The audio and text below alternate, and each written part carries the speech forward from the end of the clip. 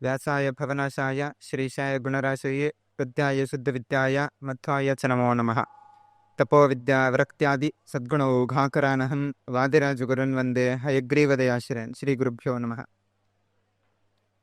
ರಾಮದೇವರು ಮತ್ತು ಕೃಷ್ಣದೇವರು ಇಬ್ಬರು ಒಂದೇ. ಹೇಗೆ ಯಾರಿಗೆ ಗೊತ್ತಾಗಿದೆ ಅಂತ ಕೇಳಿದರೆ ಜಾಂಬವಂತನಿಗೆ ಗೊತ್ತಾಗಿದೆ.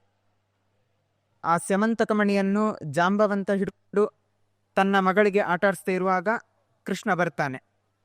ಬಂದು ಆ ಮನೆಗೋಸ್ಕರ ಯುದ್ಧ ಆಡ್ತಾರೆ. ಅದಾದಮೇಲೆ ಕೃಷ್ಣ ಆ ಜಾಂಬವಂತನನ್ನು ಸೋಲಿಸಿ ಆದಮೇಲೆ ತನ್ನ ರಾಮ ರೂಪವನ್ನು ತೋರಿಸ್ತಾನೆ. ಆಗ ಜಾಂಬವಂತನಿಗೆ ಗೊತ್ತಾಗ್ತದೆ, ಓ ರಾಮ ಮತ್ತು ಕೃಷ್ಣ ಇಬ್ಬರು ಒಂದೇ ಅಂತ. ಅನೇಕ ಜನರು ತಿಳಿಬೋದು, ಅಲ್ಲ ರಾಮ ಬೇರೆ ಕೃಷ್ಣ ಬೇರೆ, ಅಷ್ಟು ಬೇರೆ ಬೇರೆ ಯುಗದಲ್ಲಿದ್ದದ್ದು ಅಂತ. ಆದರೆ ಒಂದು ಕರಡಿಗೆ ಸಹ ಗೊತ್ತಾಗಿದೆ ರಾಮ ಮತ್ತು ಕೃಷ್ಣ ಒಬ್ಬರೇ ಅಂತ. ಅದೇ ಒಂದು ಚಿಂತನೆಯನ್ನು ಇಲ್ಲಿಯೂ ಕೂಡ ತೋರಿಸಲಿಕ್ಕೋಸ್ಕರ ಕೃಷ್ಣದೇವರಿಗೆ ರಾಮ ಅಲಂಕಾರ ಮಾಡಿದ್ದಾರೆ.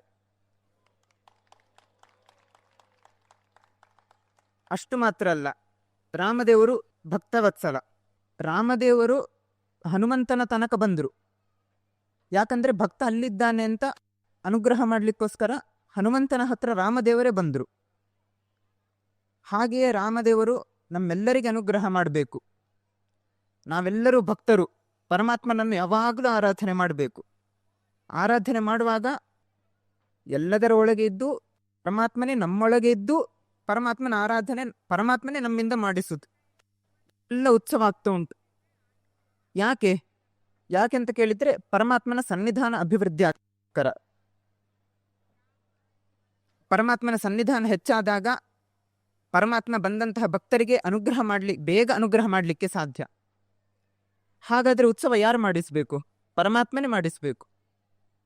ಈಗ ಪರಮಾತ್ಮನ ತ್ರಿವಿಕ್ರಮ ಅವತಾರ ಎಲ್ಲರಿಗೂ ಗೊತ್ತುಂಟು.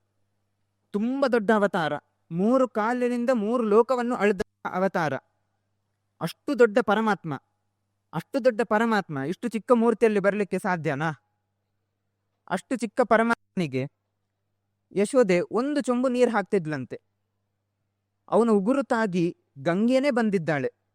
ಅಂತಹ ಪರಮಾತ್ಮನಿಗೆ ಯಶೋದೆ 1 ಚೊಂಬು ನೀರು ಹಾಕ್ತಿದ್ಲಂತೆ. ಆದರೆ ಪರಮಾತ್ಮ ಅದರಲ್ಲಿ ಒದ್ದೆ ಆಗ್ತಿದ್ದ. ಯಾಕೆಂತ ಕೇಳಿದರೆ ಮನ ಕಾರುಣ್ಯ.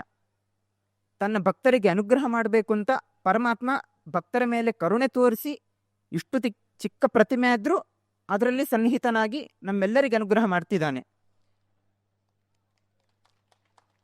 ಅಂತಹ ಪರಮಾತ್ಮನಿಗೆ ನಾವೆಲ್ಲರೂ ಭಕ್ತಿ ಶ್ರದ್ಧೆಯಿಂದ ಸೇವೆ ಮಾಡಬೇಕು ಅಂತ ಹೇಳುತ್ತಾ, ಆ ಪರಮಾತ್ಮನ ಅನುಗ್ರಹ ಎಲ್ಲರಿಗಾಗಲಿ ಅಂತ ಹೇಳುತ್ತಾ ಶ್ರೀಕೃಷ್ಣ ಅರ್ಪಣಮಸ್ತು.